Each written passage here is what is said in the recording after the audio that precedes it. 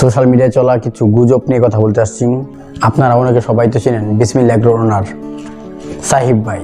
ওনাকে নিয়ে সোশ্যাল মিডিয়ায় কিছু গুজব চলছে, আগে সেইটা দেখুন, তারপরে কিছু কথা বলছি। দেখুন আগে। বিসমিল্লাহ এগ্রো সাইফুল ভাই, উনি হঠাৎ করে কথা বলতে পারতেছেন না। উনি কথা বলতে গেলে তুতলাচ্ছেন এবং কোনো কথা মনে পড়তেছে না। উনার পরীক্ষার কথাগুলো বলতেছিলেন, সেগুলো উনি ভালোভাবে মনে করতে পারতেছিলেন না। উনার কানে হেডফোন লাগানো হয়েছে, কারণ এখন উনি সব কিছুই ভুলে যাচ্ছে। উনি আগে যেভাবে কথা বলতো স্বাভাবিকভাবে, সেভাবে আর কথা বলতে পারতেছে না।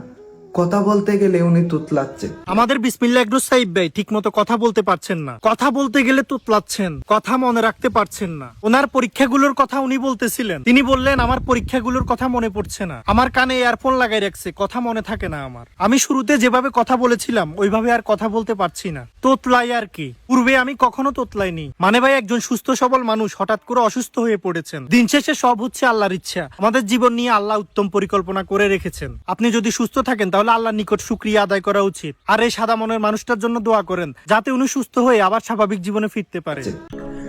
বিষয়টা এমন না যে ভাই অসুস্থ না, ভাই অসুস্থ, কিন্তু সেই ডাক্তারের পরামর্শে এখন রেস্টে আছে। কিন্তু ওরা যা বলছে যে ভাই কথা বলতে পারছে না, কানে হেডফোন লাগাতে হচ্ছে, সেটা আর 2 বছর আগে যে বলছে ভাইয়ের মাথায় কিছু থাকে না, মনে থাকে না, সে তার পরীক্ষার রিপোর্টের কথা বলতে পারে না, এটা 2 বছর আগে। কিন্তু ওরা গুজব ছড়াচ্ছে কেন সেটা জানে না। ভাইকে ভালো মতো চিনে না, কি জানে না সেটা জানে না। ওরা ভাইয়ের নামটা ঠিক মতো বলতে পারে না, কিন্তু গুজবের বেলা সবকিছু করছে। আপনাদের কাছে এটাই অনুরোধ রইল, আপনারা গুজব ছড়াবেন না।